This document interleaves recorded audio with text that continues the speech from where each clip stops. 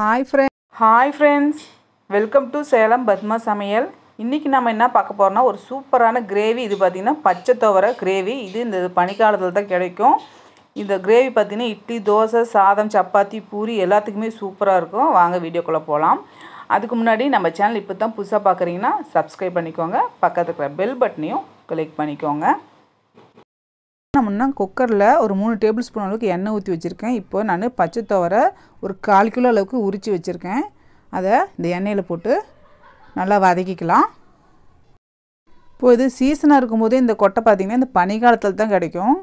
மத்த டைம்லாம் கிடைக்காது. அப்ப அந்த டைம் நம்ம இத வாங்கி நல்லா யூஸ் பண்ணிக்கலாம். நல்லா டேஸ்டா இருக்கும். இப்போ இந்த கொட்டை பாருங்க ஓரளவுக்கு வதங்கிருச்சு. நான் இப்போ இதல ஒரு பெரிய சைஸ் உருளைக்கிழங்கு தோல் சீவி இந்த மாதிரி கட் பண்ணி வச்சிருக்கேன். அதை போட்டு அதை ஒரு 1 நிமிஷம் நல்லா வதக்கிக்கலாம்.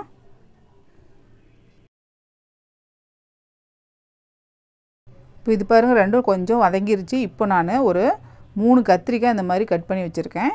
அதையும் போட்டுறலாம். இப்போ இந்த கத்திரிக்காயையும் போட்டு கொஞ்சம் நல்லா எண்ணெயிலேயே வதக்கும்போது குழம்பு நல்லா ருசியா இருக்கும். அதனால நல்லா ஒரு 2 நிமிஷம் இதையும் சேர்த்து வதக்கலாம். இதோடயே நான் கொஞ்சமா கருவேப்பிலை வச்சிருக்கேன். அதையும் போட்டு நல்லா வதக்கிக்கலாம்.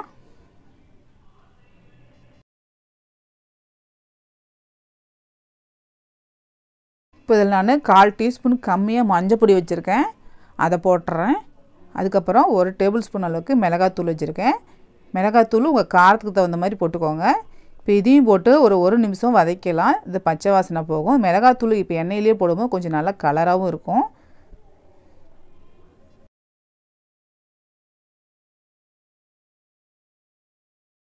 மசாலா அரைக்க பாருங்க மிக்ஸி ஜார் வச்சிருக்கேன். இதில் நான் கொஞ்சமா ஒரு பிடி அளவுக்கு மல்லி இலை வச்சிருக்கேன். அதை போட்டுறேன்.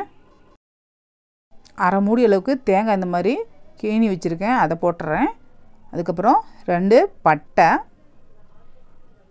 ஒரு 3 லவங்கம், ஒரு 10 பல் அளவுக்கு பூண்டு வச்சிருக்கேன். அப்புறம் ஒரு சின்ன துண்டு இஞ்சி,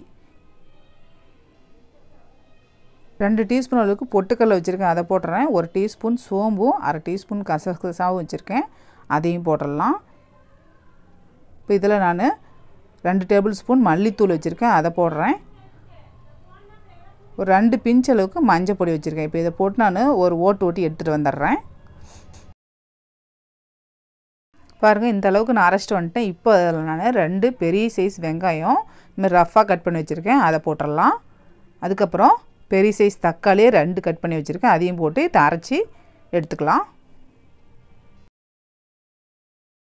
இப்போ இதில் நான் இந்த அரைச்ச இந்த விழுதை சேர்த்துறேன்.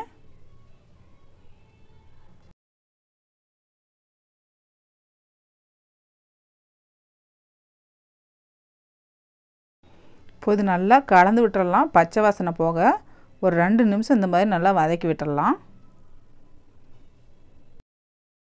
இப்போ நான் இதுக்கு தேவையான அளவுக்கு உப்பு, கல் உப்பு போடுறேன். இப்போ இந்த உப்பையும் போட்டுட்டு நல்லா கலந்து விட்டுறலாம்.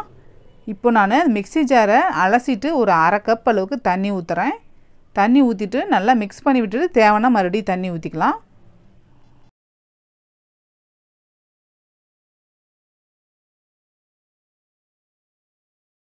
இப்போது கிரேவி கொஞ்சம் திக்காக இருக்கிற மாதிரி இருக்குது. அதனால் நான் இன்னும் கொஞ்சமாக தண்ணி ஒரு 1/2 கிளாஸ் அளவுக்கு தண்ணி ஊற்றுறேன்.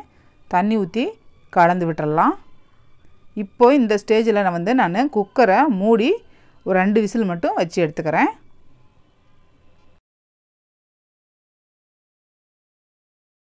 இப்போ ப்ரெஷர் இறங்கிடுச்சு. நான் குக்கரை ஓப்பன் பண்ணுறேன்.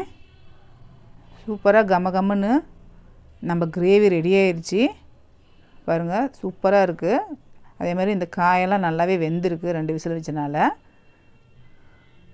இப்போ இதில் நான் கொஞ்சமாக மல்லி இலை போட்டு இறக்குனா சூப்பரான நம்ம பச்சை துவரை கிரேவி ரெடிங்க.